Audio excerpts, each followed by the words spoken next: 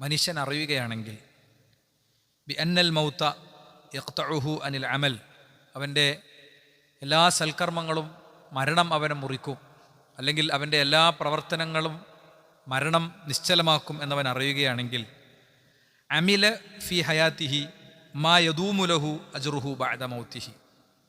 അമില ഫി ഹയാത്തിഹി, അവൻ്റെ ജീവിതത്തിൽ അവൻ പ്രവർത്തിക്കും, ജീവിതകാലത്ത് അവൻ പ്രവർത്തിക്കും. മാ യദൂമു ലഹു അജ്റുഹു ബഅദ മൗതിഹി, മരണത്തിന് ശേഷവും പുണ്യം ലഭിക്കുന്ന കുറച്ച് കാര്യങ്ങൾ അവൻ റെഡിയാക്കി വെക്കും, അവൻ അതിനുവേണ്ടി പ്രവർത്തിക്കും.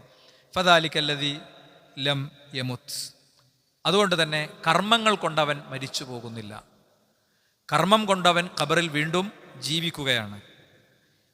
ഇനി ഖദ്മാത ഖൗമുൻ വഹും ഫിന്നാസി അഹ്യാ, ജീവിച്ചിരിക്കെ കർമ്മം കൊണ്ട് എത്രയോ മനുഷ്യർ മരിച്ചുപോയി. അവർ ജീവിക്കുന്നുണ്ട്, പക്ഷേ കർമ്മം കൊണ്ട് അവർ മരിച്ചിരിക്കുകയാണ്.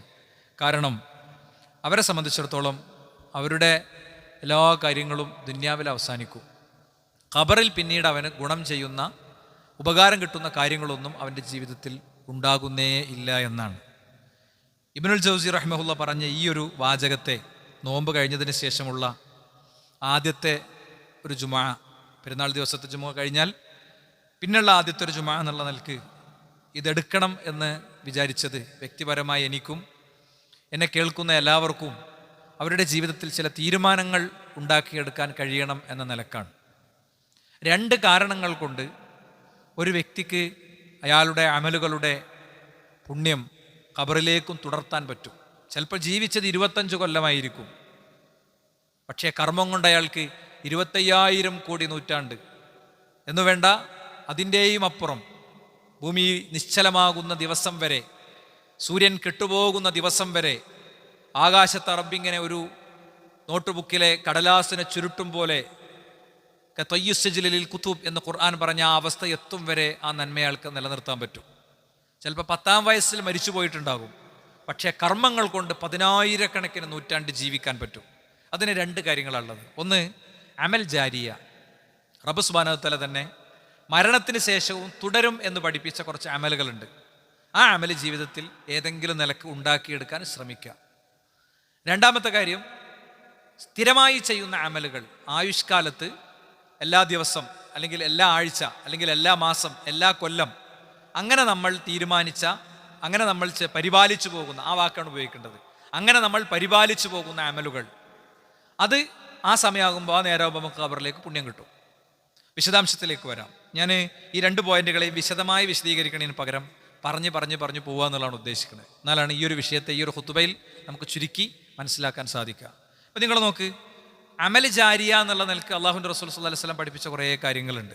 ഉദാഹരണം പറഞ്ഞാൽ പള്ളി നിർമ്മാണവും അതിൻ്റെ സേവനവും അമൽ ജാരിയയിൽ പെട്ടതാണ്. ഞാൻ എൻ്റെ ഹദീസുകളൊന്നും ഉദ്ധരിക്കണില്ല. പള്ളി നിർമ്മിക്കുക, അതിൽ പങ്കാളിയാകുക, അതിൽ ഉള്ള വ്യത്യസ്ത കാര്യങ്ങളിൽ ഇടപെടുക, അതിൻ്റെ സംരക്ഷകനാകുക, അതിൻ്റെ പരിപാലകനാകുക, അത് പൊതുവേ നമുക്കൊക്കെ ചെയ്യാൻ പറ്റിയൊരു കാര്യമാണ്, അല്ലേ?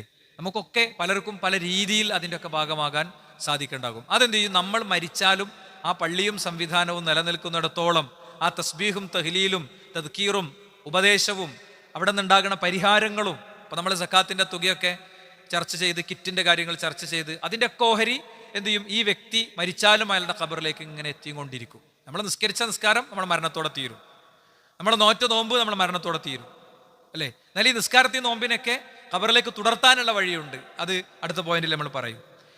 ഇനി രണ്ടാമത്തെ കാര്യം അമൽ ജാരിയയിൽപ്പെട്ടതാണ്, ഖബറിൽ വീണ്ടും ലഭിക്കുന്ന പുണ്യത്തിൽപ്പെട്ടതാണ് അറിവ് പ്രചരിപ്പിക്കുക എന്ന് പറയുന്നത്. വിജ്ഞാനം അത് ആളുകൾക്ക് പറഞ്ഞു കൊടുക്കുക. പുസ്തകങ്ങൾ, ഇപ്പോൾ ചില വ്യക്തികളൊക്കെ കാണാം കോടിക്കണക്കിന് രൂപയുടെ പുസ്തകം പ്രിന്റ് ചെയ്ത് കൊടുക്കുന്ന ആളുകളെയൊക്കെ കാണാം. നമ്മളൊക്കെ ചെല്ലുമ്പോൾ, പുറത്തൊക്കെ ചെല്ലുമ്പോൾ ഇഷ്ടംപോലെ ഗ്രന്ഥങ്ങൾ വേണമെങ്കിൽ കൊണ്ടുവരാം. 100-500 കിലോ ഒക്കെ ഈ പുസ്തകം, ഈ സെൽഫോണും സെർച്ചൊക്കെ ലൈവാണിൻ്റെ മുമ്പ് നമ്മൾ കൊണ്ടുവന്നത് ഇരിക്കുന്നുണ്ട്. ഇപ്പോൾ ബേജാറാണ്. കാരണം ഇപ്പം അതൊന്നും നമ്മൾ ആ ഗ്രന്ഥങ്ങൾ തുറന്നല്ല, ഒക്കെ നമുക്ക് അതിലേറെ സുന്ദരമായി വായിക്കാൻ സൗകര്യങ്ങളുള്ളതുകൊണ്ട് അത്തരം കാര്യങ്ങളാണ് ചെയ്യുക. അപ്പോൾ പുസ്തകങ്ങൾ, ലഘുലേഖകൾ, പ്രഭാഷണങ്ങൾ, അതേപോലെ തന്നെ വിദ്യാർത്ഥികളെ സഹായിക്കുക, സ്കോളർഷിപ്പ് കൊടുത്തിട്ട് കുട്ടികളെ പഠിപ്പിക്കുക. സ്കോളർഷിപ്പ് കൊടുത്ത് കുട്ടികളെ പഠിപ്പിച്ചാൽ എന്താ? ആ കുട്ടിയിലൂടെ ഉണ്ടാകുന്ന എല്ലാ നന്മയുടെയും ഓഹരി ആ വ്യക്തിക്കാരുടെ ഖബറിലേക്ക് കിട്ടിക്കൊണ്ടിരിക്കും. അതുപോലെ തന്നെ വെള്ളം കൊടുക്കുക, കിണർ കുഴിച്ചു കൊടുക്കുക വലിയ പുണ്യമുള്ള സ്ഥലമാണ്, കാര്യമാണ്. പൊതുസ്ഥലത്താകുക. എപ്പോഴും ഇസ്ലാമിൽ, ഇപ്പം കഴിഞ്ഞ ദിവസം ഒരാളൊരു സംശയം ചോദിക്കേണ്ടായി, എൻ്റെ ഏറ്റവും അടുത്ത ബന്ധുക്കൾക്ക് സ്വതക്ക കൊടുക്കലല്ലേ എനിക്ക് നല്ലത്. ഞാൻ ഇപ്പോൾ പല സ്ഥാപനങ്ങളും സംവിധാനങ്ങളും അതിൻ്റെയൊക്കെ കളക്ഷനും പിരിവൊക്കെ കേൾക്കുന്നുണ്ട്. ഞാൻ എന്താണ് ചെയ്യേണ്ടത്? എന്താ അതിൻ്റെ ഉത്തരം? ഒരു വ്യക്തിക്ക് ഉപകാരം കിട്ടുന്ന കാര്യവും 1000 വ്യക്തിക്ക് ഉപകാരം കിട്ടുന്ന കാര്യം ഉണ്ടെങ്കിൽ നമ്മൾ ആദ്യം പ്രിഫറൻസ് കൊടുക്കുന്നത് 1000 വ്യക്തിക്ക് ഉപകാരം കിട്ടുന്ന കാര്യത്തിനാണ്. അഫ്ളലായ സ്വതക്ക ഏതാണ്? നമ്മളെ ബന്ധുവിന് കൊടുക്കൽ തന്നെയാണ്. അപ്പോൾ നമ്മളെ ബന്ധുവിന് നമ്മൾ കൊടുക്കുന്നത് ഒരു കിണറാണെങ്കിൽ ഒരു 50,000 റുപ്യ കൊടുക്കുന്നതിന് പകരം ഒരു കിണറിൻ്റെ പടുവ് പൂർത്തിയാക്കി കൊടുത്തതാണെങ്കിൽ അത് എന്താണ് കുറച്ചും കൂടിയും പുണ്യം കിട്ടുന്ന കാര്യമാണ്. അപ്പം നമ്മൾ ഓരോന്നും അങ്ങനെ സൂക്ഷ്മമായി പരിശോധിച്ചും പരിഗണിച്ചുമാണ് കൊടുക്കേണ്ടത്. അതേപോലെ ദാഹിക്കുന്നവർക്ക് വെള്ളം കൊടുക്കുക. പ്രത്യേകിച്ചും ഇനി ഇപ്പോൾ വേനൽ വരികയാണ്. വേനൽ വരുമ്പോൾ പക്ഷികളെയും മൃഗങ്ങളെയൊക്കെ പ്രത്യേകം പരിഗണിക്കണം.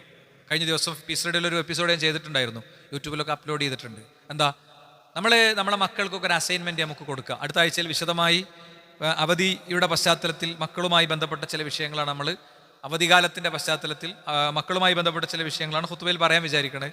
കുടുംബിനികളെ പ്രത്യേകം പങ്കെടുപ്പിക്കേണ്ട ആളുകൾ അങ്ങനെ പങ്കെടുപ്പിക്കാൻ ശ്രദ്ധിക്കുക. ശരി, അപ്പോൾ നമ്മുടെ മക്കൾക്ക് വേണമെങ്കിൽ അസൈൻമെൻറ്റ് കൊടുക്കുക. കിളികൾക്ക് വെള്ളം കുടിക്കാനുള്ള പാത്രങ്ങളും കാര്യങ്ങളൊക്കെ നമുക്ക് വെക്കാം. നമ്മൾ അതൊക്കെ കിളികൾക്കൊക്കെ ഉണ്ടാവും, അതുണ്ടാവും ഉറപ്പല്ലേ. ഇത്രയും കാലം ഇപ്പോൾ നമ്മൾ പാത്രം വെച്ചിട്ടല്ലോ, നമ്മൾ പാത്രം വെക്കണം ഓൽക്ക് വെള്ളം കിട്ടാനല്ലേ, നമുക്ക് കൂലിട്ടാനാണ്. അതായത് ഏതിനും നെഗറ്റീവ് ആംഗിളിൽ ചിന്തിക്കുന്ന ആൾക്കാരുണ്ടാവും. ഓല അത് ചിന്തിക്കുക, അതിപ്പോൾ അവിടെ ഇവിടെയൊക്കെ കൊണ്ടുവച്ചിട്ട് വേണോ അല്ലേ. നേരെ മറിച്ച് നമ്മളത് കിളികൾക്ക് വെള്ളമാകട്ടെ എന്ന് ചിന്തിക്കുമ്പോൾ അവിടെ വലിയ കാര്യമുണ്ട്, മഹത്തായ കാര്യമുണ്ട്. ഇസ്ലാം എന്ന് പറഞ്ഞാൽ അത്രയും സമഗ്രമാണ്.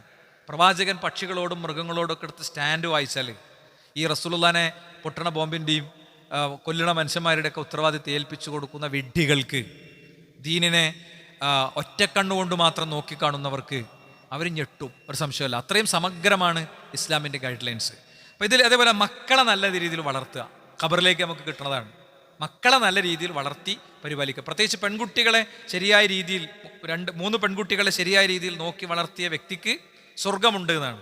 അത് 3 പെൺകുട്ടികളെ നല്ല നിലക്ക് നോക്കി വളർത്തുമ്പോൾ മാത്രമേ മനസ്സിലാവുള്ളൂ. നമ്മളെ കാഴ്ചപ്പാടുകൾ കൃത്യതപ്പെടണം. എന്തും കുട്ടിയൊക്കെ എങ്ങനെ നടക്കാം പെർമിഷൻ കൊടുക്കലല്ല, അവരെ ഇസ്ലാമികമായ ചിട്ടയിൽ വളർത്തുന്ന രീതിയിലേക്ക് കാര്യങ്ങൾ എത്തണം. അതേപോലെ തന്നെ വിദ്യാഭ്യാസ സ്ഥാപനങ്ങളെ സഹായിക്കുക, വിജ്ഞാനത്തെ ഉള്ള സാധനങ്ങൾ കൊടുക്കുക അല്ലേ.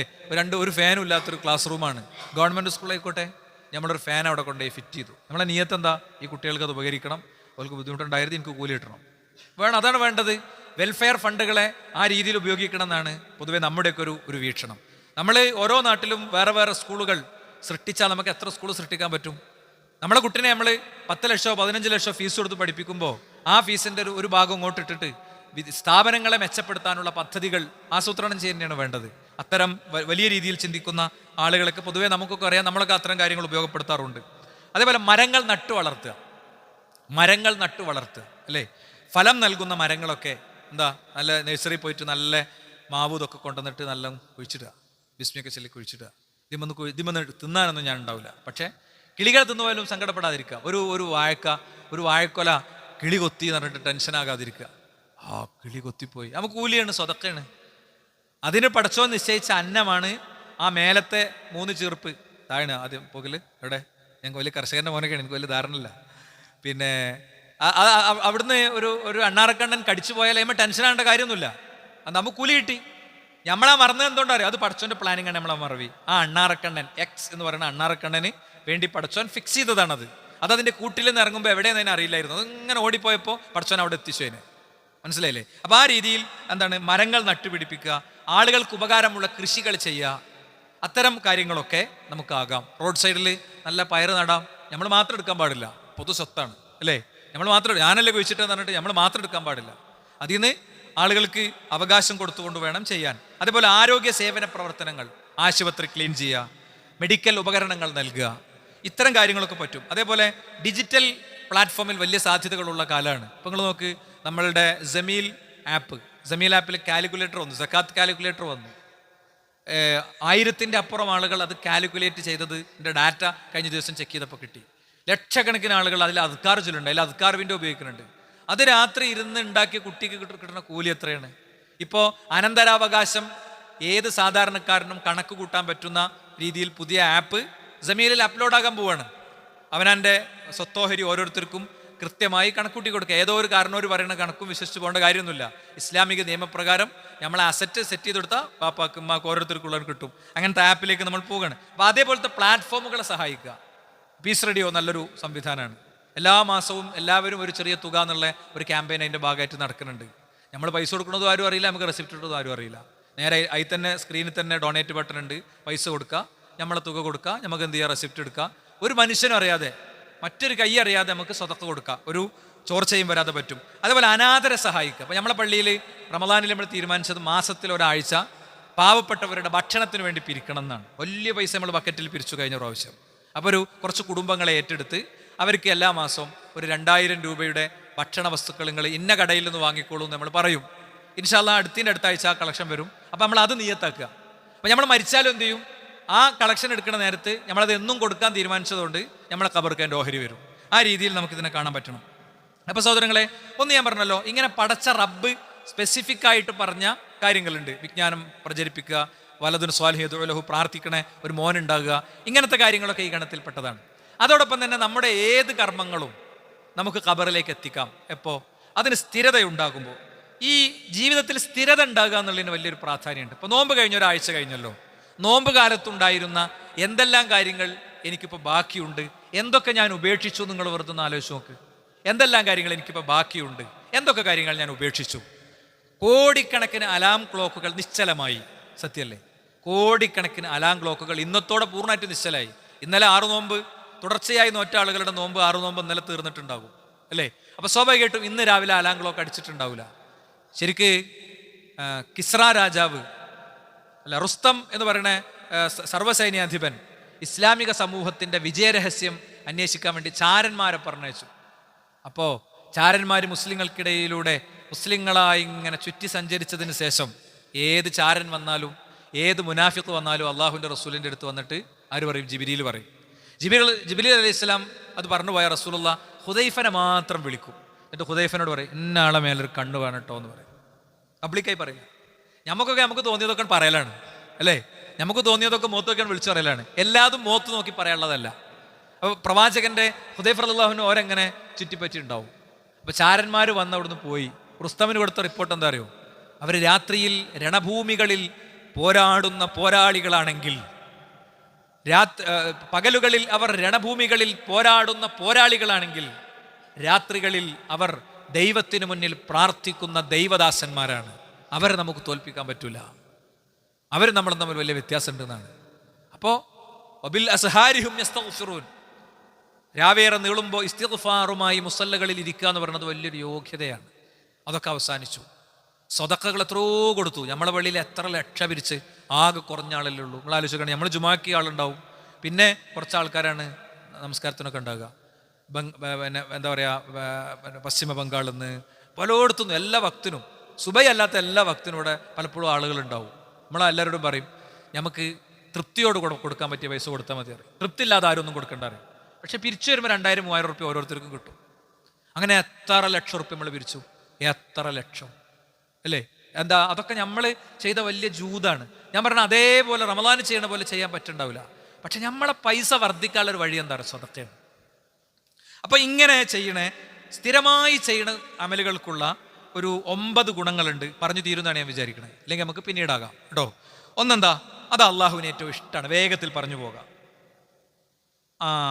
അഹബ്ബുൽ അയ്യുൽ അമലി അഹബ്ബു ഇലല്ലാഹ് ആയിഷബിയോട് ആയിഷബി റസൂലിനോട് ചോദിക്കുകയാണ്. അപ്പോൾ പ്രവാചകൻ പറയാം, അള്ളാഹുവിന് ഏറ്റവും ഇഷ്ടമുള്ള അമൽ ഏതാണ്?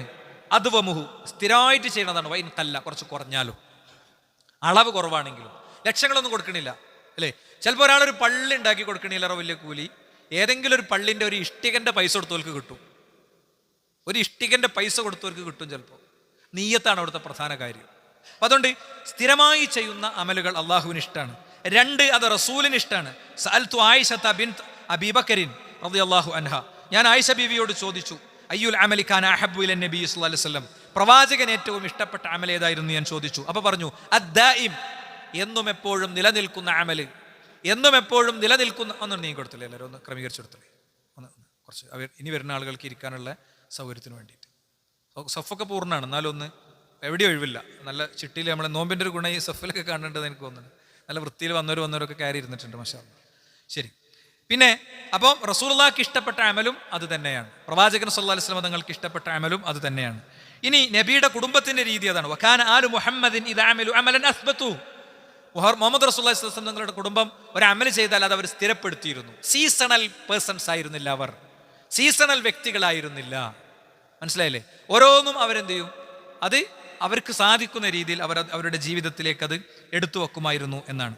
ഇനി നിങ്ങൾ നോക്ക്, ഇതിൻ്റെ നാലാമത്തെ ഒരു ഗുണം എന്താ അറിയോ? നമ്മൾ അങ്ങനെ സ്ഥിരമായി ചെയ്യുന്ന അമല് നമുക്ക് ഉണ്ടാകുമ്പോൾ കൂടുതൽ കൂടുതൽ ചെയ്യാൻ നമുക്ക് പറ്റും.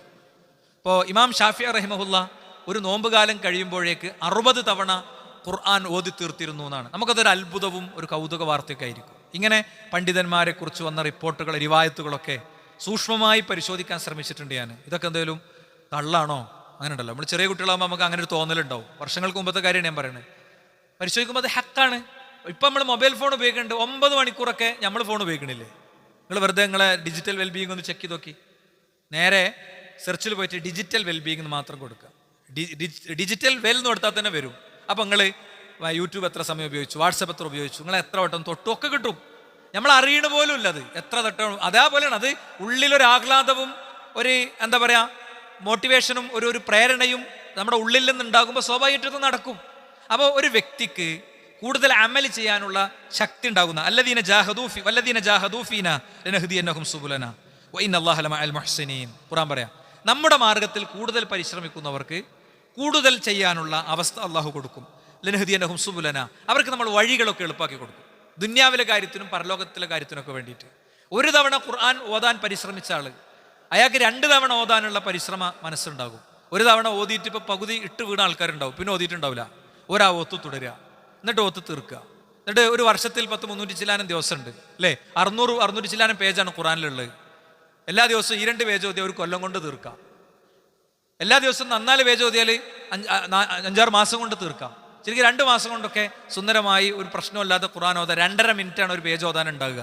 അപ്പം അങ്ങനെയൊക്കെ ഒരു പ്ലാൻ ഉണ്ടാക്കി നമ്മൾ മുന്നോട്ട് പോവുകയാണെങ്കിൽ കൂടുതൽ നമുക്ക് ഈ രംഗത്ത് എന്ത് ചെയ്യും അല്ലാഹു സുബ്ഹാനഹു വ തആല അവസരം. നിങ്ങൾ വെറുതെ ചിന്തിച്ച് നോക്ക്, നമുക്ക് ഒരു അധ്വാനം ഇല്ലാതെ ചെയ്യാൻ പറ്റണേ 100 കണക്കിന് അമലുണ്ടല്ലോ. ശരിക്കും ഒന്ന് ചിട്ടപ്പെടുത്തി നോക്കിയാൽ നമുക്ക് എന്താ അത് ചെയ്യാൻ പറ്റാത്തത്? അതിനൊരു തൗഫീഖ് വേണം. ഇപ്പോൾ പള്ളിയിലേക്ക് കയറുമ്പോൾ ചെല്ലാനുള്ള ദിക്റുണ്ട്, അല്ലാഹു മഫ്തഹ്ലി അബ്വാബ റഹ്മതിക്. നമുക്ക് ഈ ഇരിക്കണ എത്ര ആൾക്ക് ചെല്ലാൻ പറ്റി? മഹാഭാഗ്യവാന്മാരായ കുറച്ച് ആൾക്കാരുണ്ട്. എന്താ ആ പള്ളിൻ്റെ വാതിൽക്കൊക്കെ എത്തുമ്പോൾ അത് ഓർമ്മ വരണം. അതാണ് സ്ഥിരമായ അമലുള്ളവർക്ക് അല്ലാഹു സുബ്ഹാനഹു വ തആല ലനഹ്ദിയന്നഹും സുബുലനാ, അവർക്ക് അത് അല്ലാഹു സുബ്ഹാനഹു വ തആല തോന്നിപ്പിച്ചു കൊടുക്കും. നിങ്ങൾ കണ്ടില്ലേ, വലിയ കൊമ്പന്മാരൊക്കെ റോഡ് സൈഡിൽ ഇങ്ങനെ കിടക്കുന്നുണ്ടാവും. ഓൻ ബൈക്കൊക്കെ എടുത്തിട്ട് ഇങ്ങനെ പോകും. ആസ്മൻ്റെ അസുഖമൊക്കെ ഉള്ളൊരു കാരണവർ മൂപ്പര മറ്റേ ഇതുണ്ടല്ലോ സ്കൂട്ടി അവിടെ സൈഡാക്കിയിട്ട് അപ്പുറത്തെ പെരി പോയിട്ട് ഒരു കത്തിയൊക്കെ വാങ്ങിയിട്ട് ഇങ്ങനെ വെട്ടിട്ടുണ്ട്. ഞാൻ കണ്ട കാഴ്ച ഇങ്ങോട്ട് പറയുന്നത് എന്താ, അത് പടച്ചു കൊടുക്കണ തൗഫീഖാണ്. ഇതിങ്ങനെ പറ്റൂല, ഇതിവിടെ കടന്നാലേ അന്തല്ലാതെ ചക്കന്മാർ വന്നിട്ട് ഇവിടെ ഇടിച്ച് കയറിയിട്ടൊക്കെ എന്തെങ്കിലും പറ്റൂ. എത്ര മനുഷ്യരെ മരണത്തിൽ നിന്ന് രക്ഷിച്ച കൂലിയാണ് ഒരു പൊടിയണ്ടീൻ്റെ കൊമ്പ് വെട്ടി അപ്പുറത്ത് കിടുമ്പോൾ കിട്ടണത്. ഓരോന്നിനും ഇങ്ങനെ ദീനിയായി മനസ്സിലാക്കുന്ന ഒരു വ്യക്തിയുടെ ജീവിതം എന്തൊരാഹ്ലാദം ഉണ്ടാവും നിങ്ങൾ. വൈകുന്നേരം കണക്ക് കൂട്ടി നോക്കുമ്പോൾ ഒരുപാട് കാര്യങ്ങളുണ്ടാകും. നമ്മുടെ ഓരോരുത്തരുടെയും തൊഴിൽ മേഖലകളിൽ നിറഞ്ഞു നിൽക്കുകയാണ് ഇത്തരം ധാരാളം അവസരങ്ങൾ. വയസീദുല്ലാഹുല്ലദീന ഇഹ്തദൗ ഹുദാ, ഹിദായത്തിന് അല്ലാഹു സുബ്ഹാനഹു വ തആല വർദ്ധിപ്പിച്ചു കൊടുക്കും. വൽ ബാഖിയാത്തു സ്വാലിഹാത്തു ഖൈറുൻ ഇൻദ റബ്ബിക സവാബൻ, ബാക്കി ഉണ്ടാകുക. അവസാനം എല്ലാം കഴിയുമ്പോൾ 3 കഷ്ണം തുണിയിൽ പൊതിഞ്ഞ് ദുന്യാവിൽ നിന്ന് അതുമാത്രം കൊണ്ടുപോകാൻ അവൻ അവസരം കൊടുക്കും.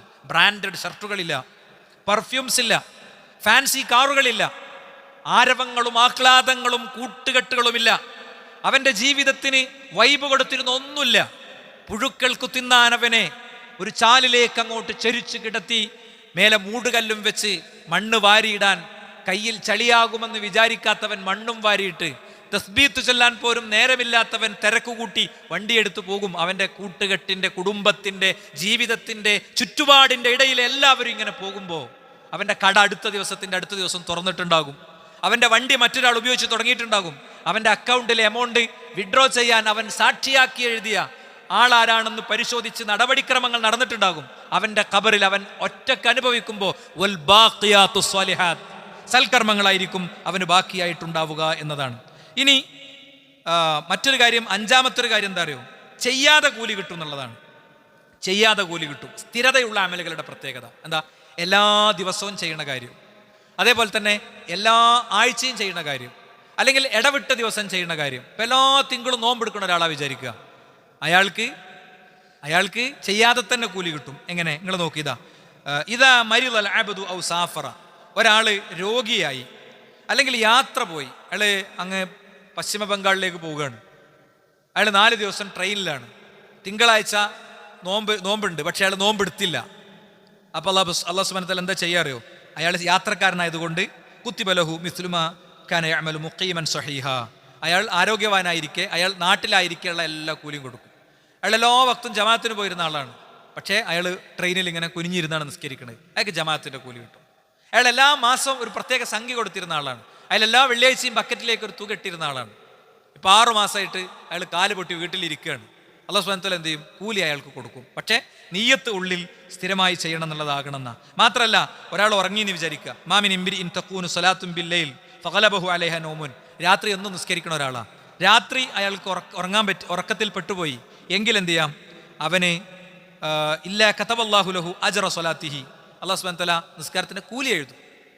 എല്ലാ ദിവസവും 4 മണിക്ക് എണീറ്റ് നിസ്കരിക്കുന്ന ആളാണ്, ഒരു ദിവസം 4 മണിക്ക് എണീറ്റില്ല, അയാൾക്ക് 4 മണിക്ക് എണീറ്റ് നിസ്കരിക്കാൻ പറ്റിയില്ലെങ്കിൽ അള്ളാഹു കൂലി എഴുതും. വകാന നൗമുഹു സദഖത്തുൻ അലൈഹി, അള്ളാഹ് അങ്ങോട്ട് കൊടുക്കുന്ന സദഖയാണ് അവന്. ആ ഉറക്കം പടച്ചോൻ കൊടുക്കണേ സദഖയാണ്, പടച്ചോൻ അവന് വകവെച്ച് കൊടുക്കണ സദഖയാണ് എന്നാണ്.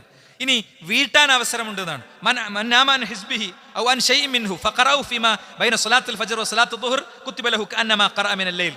രാത്രി സ്ഥിരമായിട്ട് ഓതുന്ന ഒരാൾ ഉറക്കത്തിൽപ്പെട്ട് ഓതിയില്ല എങ്കിൽ പടച്ചോൻ പറയാ അവന് സുബഹിന്റെ ലൊഹറിന്റെ ഇടയിൽ അത് ഓതിയാൽ രാത്രി ഓതിയ പോലത്തെ പുണ്യമാക്കി അല്ലാഹു സുബ്ഹാനഹു വ തആല അവന് കൊടുക്കും എന്നാണ്. ഇനി സുഖത്തിലും ദുഃഖത്തിലും അള്ളാഹുവിന് ഓർക്കണ അടിമയാകാൻ പറ്റും എന്നുള്ളതാണ്. നമ്മൾ എന്തെങ്കിലും വലിയൊരു മെഡിക്കൽ കേസ് വന്നു, വലിയൊരു അപകടം വന്നു, വലിയൊരു അപമാനം വന്നു, അപ്പം കരഞ്ഞ് പടച്ചോൻ്റെ അടുത്തേക്ക് ചെല്ലും അല്ലേ. ഇനിയിപ്പോൾ കുട്ടികളൊക്കെ ഞാൻ സാധാരണ ശ്രദ്ധിക്കലുണ്ട്, മാർച്ചൊക്കെ എത്തുമ്പോൾ പരീക്ഷയൊക്കെ ഉണ്ടാവുമ്പോൾ അല്ലേ ഒരു ശ്രദ്ധയൊക്കെ ഉണ്ടാവും, പടച്ചോനെ പരീക്ഷയിൽ ജയിപ്പിക്കണമെന്നൊക്കെ പറയും. അത് കഴിഞ്ഞാൽ കൈ ഇങ്ങനെ പിടിക്കാനല്ല, പിന്നൊന്നുമില്ല, പിന്നൊക്കെ വൈബാണ്. അപ്പോൾ വൈബല്ല, അപ്പോൾ ഇങ്ങനെ പിടിച്ചു 2 മിനിറ്റ്. അത് പടച്ചോൻ വല്ലാതെ നോക്കൂല. സുഖത്തിലും ദുഃഖത്തിലും അള്ളാഹുവോട് സംസാരിക്കുന്നവനാണ് അവന് വേണ്ടത്.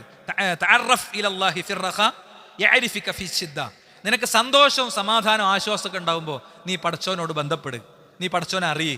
അപ്പം നിനക്ക് ബുദ്ധിമുട്ടുണ്ടാകുമ്പോഴും അള്ളാഹു അറിയുന്നതാണ്. എന്താ ഇതിന്റെ ഉദ്ദേശം? ഇബ്നു റജബുൽ ഹംബലി റഹിമഹുല്ലാ പറയാ, അന്നൽ അബ്ദ ഇദ തഖല്ലാഹ, ഒരു അടിമ അള്ളാഹുവിനെ സൂക്ഷിച്ചു, വഹഫിള ഹുദൂദഹു, അവന്റെ എന്താ പറയുക അതിർത്തികൾ പാലിച്ചു, വറഅ ഹുഖൂഖഹു, അവന്റെ ബാധ്യതകളെ കൽപ്പനകളെ അവൻ പരിപാലിച്ചു, ഫി ഹാലി റഖായിഹി, അവൻ ആശ്വാസമുള്ള കാലത്ത്, ഫഖദ് തഅറഫ ബിദാലിക ഇലല്ലാഹ്, അതുവഴി അവൻ അള്ളാഹുവിനെ മനസ്സിലാക്കാണ്. വസാറ ബൈനഹു ബൈന റബ്ബിഹി മഅരിഫത്തുൻ ഖാസ, അവനും റബ്ബിനും ഇടയിൽ ഒരു പ്രത്യേക ബന്ധം ഉണ്ടാകും. ഫഅറഫഹു റബ്ബുഹു ഫി ശിദ്ദ, അപ്പോൾ ഇവനൊരു ഇടങ്ങേറുണ്ടാകുമ്പോൾ പഠിച്ചു മനസ്സിലാക്കും. എല്ലാ തോന്നിവാസം ചെയ്യാൻ പറ്റുന്ന ഒരു പ്രായം, ഒരു കാലം, ഒരു സ്ഥലം, ഒരു സാഹചര്യം, കൂട്ടുകെട്ടുകൾ, അതിനിടയിൽ അവൻ അതിനോടൊക്കെ നോ പറഞ്ഞു. ഇഷ്ടം പോലെ പൈസ ഉണ്ട്, എന്തു ആകാം, ലോക ടൂറിന് പോകാം, ഭയങ്കര പൈസ ഉണ്ടോ അവൻ്റെ അടുത്ത്, അവൻ്റെ ഫ്രണ്ട്സൊക്കെ ഭയങ്കര ടൂറിന് പോവുകയാണ്, അവന് തൊട്ട അയൽപക്കത്തെ വീട്ടിലെ സഹോദരൻ കിഡ്നി രോഗിയാണ് എന്ന് മനസ്സിലാക്കിയിട്ട് ഒരു പൈസ എടുത്തിട്ട് കൊടുത്തു, അതുകൊണ്ട് അവന് പോകാൻ പറ്റിയില്ല. അപ്പോൾ അവനെ ആശ്വാസമുള്ളൊരു സമയത്ത് പടച്ചോൻ എന്ത് ചെയ്തു? പടച്ചോൻ അവൻ ഓർത്തു, ഇതൊക്കെ എൻ്റെ ബാധ്യതയാണ് എന്ന് ഓർത്തു, ആ സംഖ്യ അവിടെ കൊണ്ടേ കൊടുത്തു. അല്ലെങ്കിൽ ചോർന്നൊലിക്കണേ ഒരു വിധവന്റെ വീട് ഈ ജൂൺ മാസത്തിന് മുമ്പ് ഓരോ ഓടക്കം നിറക്കി ഒന്ന് ശരിയാക്കി കൊടുക്കണം എന്ന് വിചാരിച്ചു. ഓനത് ചെയ്തു, അവൻ്റെ കയ്യിൽ പൈസ ഉണ്ടാക്കി ചെയ്തതാ. എങ്കിൽ അവന് വിഷമം ഉണ്ടാവുമ്പോൾ അല്ലാഹു സുബ്ഹാനഹു വ തആല അവൻ്റെ കാര്യത്തിൽ പ്രത്യേകം ഇടപെടുന്നതാണ്. ഇനി 8ാമത്തെ കാര്യം പറയാം, അശ്രദ്ധ ഇല്ലാതെയാക്കുന്ന ഏത് വിഷയത്തിലും അല്ലാഹു സുബ്ഹാനഹു വ തആല നമ്മളെ കാത്ത് രക്ഷിക്കുമാറാകട്ടെ. ഗഫലത്ത്, എന്ത് കൊച്ചു കൊച്ചു ഗഫലത്തുകൾ വരുമ്പോൾ എന്തൊക്കെ നഷ്ടമാണ് നമുക്ക്. എടുക്കേണ്ട ഒരു പേപ്പർ എടുക്കാതെ 50 കിലോമീറ്റർ യാത്ര ചെയ്തിട്ട് പിന്നെ തിരിച്ചിങ്ങോട്ട് വരിക, അല്ലെങ്കിൽ എവിടെ ഒരു സ്ഥലത്ത് ഒപ്പിടാതെ. അല്ല, ഇപ്പോൾ കേട്ടറ്റിൻ്റെ പരീക്ഷ എഴുതിയ ഒരു സഹോദരനെ കണ്ടു ഞാൻ എഴുതിയ എക്സാം സെൻറ്ററിൽ. ഒരു പരീക്ഷ ബബ്ലിയം, വളരെ പ്രായമായിട്ടുണ്ട് അല്ലേ. സർക്കാരുകളൊക്കെ ഓരോ പദ്ധതികൾ നടപ്പിലാക്കുമ്പോൾ മനുഷ്യനെ എങ്ങനെയൊക്കെ ദ്രോഹിക്കാൻ പറ്റുന്നതിൻ്റെ നല്ല ഉദാഹരണമാണത് കേട്ടോ. അപ്പോൾ ഒരു ബബ്ലി ഇത് തെറ്റി, അപ്പോൾ സ്കോഡൊക്കെ വന്നപ്പോൾ ആരോടും പറഞ്ഞ ആയിക്കോട്ടെ കൊടുത്തു, പിന്നെയും തെറ്റിച്ചു. ആ സഹോദരി ഇരുന്ന് ഇങ്ങനെ കരയാണ്, ഭയങ്കര കരച്ചിൽ ഇങ്ങനെ കരയാണ്. അപ്പം ഞാൻ പറയണത് ഇതൊക്കെ അശ്രദ്ധകളാണ്. ഇങ്ങനത്തത് മുതൽ സർവ്വം ഇല്ലാതാക്കി തരുന്നതാണ്. ഉദ്കുർ റബ്ബക ഫി നഫ്സിക തളറുഅൻ വഖീഫ, നീ ഭയഭക്തിയോടെ വിനയത്തോടെ നിന്റെ റബ്ബിനെ ഓർക്കുക. എന്താ ദൂനൽ ജഹിരി ബിൽ, ഭയങ്കര ഒച്ചവിളിയൊന്നും ഉണ്ടാക്കണ്ട അല്ലേ. ബിൽ ഖുദുവി വൽ ആസാൽ, രാവിലെയും വൈകുന്നേരം. ദിക്റൊക്കെ ചെല്ലുമ്പോൾ ഭയങ്കര ഒച്ച, ഇവിടുന്ന് അങ്ങോട്ട് കേൾക്കുക ഒന്നായിട്ട്, എന്നാൽ മൈക്കൊക്കെ വെച്ചിട്ട് ഒന്നായിട്ടാണ് ചെല്ലല്ല. സ്വഹാബത്തിന്റെ ദിക്റിന്റെ ഒച്ച കൂടിയപ്പോൾ അള്ളാഹുവിന്റെ റസൂൽ പറഞ്ഞു, നിങ്ങൾ ചെകിടനെയല്ല, കാത് കേൾക്കാത്തവനല്ല നിങ്ങൾ വിളിക്കണത്. നമ്മളെ ചില ദിക്റ് ഹൽക്കകളും മജ്ലിസുകളും ഒക്കെ ഹരാക്കാൻ അണ്ട് വിളിച്ചലാണ്, അല്ലാഹു അക്ബർ എന്നൊക്കെ പറഞ്ഞാൽ വിളിക്കലാണ്. ഞാൻ പറയുന്നത് ചില പ്രത്യേക ആളുകൾക്ക് കൊള്ളുമ്പോൾ എനിക്ക് അവരോടെന്തോ വിരോധം ഉണ്ടെന്ന് വിചാരിക്കരുത്. റസൂലുള്ളാഹി സ്വല്ലല്ലാഹു അലൈഹി വസല്ലം സ്വഹാബത്തിനോട് പറഞ്ഞ കാര്യം ഞാൻ പറയുന്നത്. എന്താ, നിങ്ങൾ എന്ത് ചെയ്യണം? നിങ്ങൾ കേൾവി ശക്തി ഇല്ലാത്ത ആളല്ല വിളിക്കണം, പതുക്കെ വിളിച്ചാൽ മതി എന്ന് അല്ലാഹുവിൻ്റെ റസൂൽ സ്വല്ലല്ലാഹു അലൈഹി വസല്ലം തിരുത്തി. അതുകൊണ്ട് നീ ദിക്ർ ചൊല്ലുക, വലാ തകുൻ മിനൽ ഗാഫിലീൻ. അപ്പോൾ നീ ഗാഫിലീങ്ങളിൽ പെടൂല, നീ ഗാഫിലീങ്ങളിൽ പെട്ടവനാകൂല. എന്നാ അങ്ങനെ നീ ഗാഫിലീങ്ങളിൽ പെടരുതേ എന്ന് പറഞ്ഞതിനെ പണ്ഡിതന്മാരെങ്ങനെ വ്യാഖ്യാനിച്ചറിയോ? മുകളിൽ പറഞ്ഞ ഈ കാര്യം നീ ചെയ്ത സ്ഥിരമായിട്ട് നിനക്കുണ്ടെങ്കിൽ ഗഫലത്ത് എന്നുള്ള നിന്റെ പ്രശ്നം തീർന്നു കിട്ടും.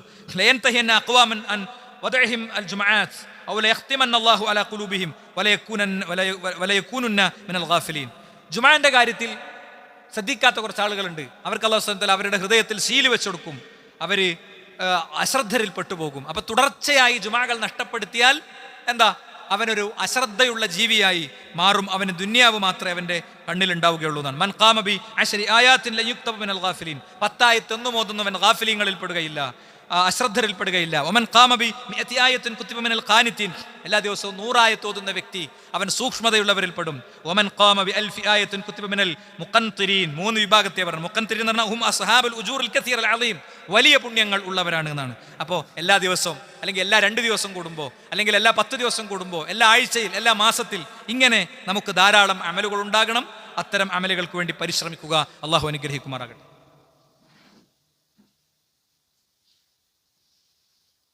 അൽഹംദുലില്ലാഹി വസ്സലാത്തു വസ്സലാമു അലാ റസൂലില്ലാഹി വഅലാ ആലിഹി വസ്ഹബിഹി അജ്മഈൻ. അമ്മാ ബഅദ്. സൃഷ്ടാവും സംരക്ഷകനുമായ റബ്ബിനെ ജീവിതത്തിൻ്റെ എല്ലാ മേഖലയിലും കാത്തു സൂക്ഷിക്കണമെന്ന് എല്ലാ സത്യവിശ്വാസികളെയും സത്യവിശ്വാസിനികളെയും ഉണർത്തുകയാണ്, ഉത്ബോധിപ്പിക്കുകയാണ്. നമുക്ക് ആളുകളെ പല കാറ്റഗറിയാക്കി തിരിക്കാം.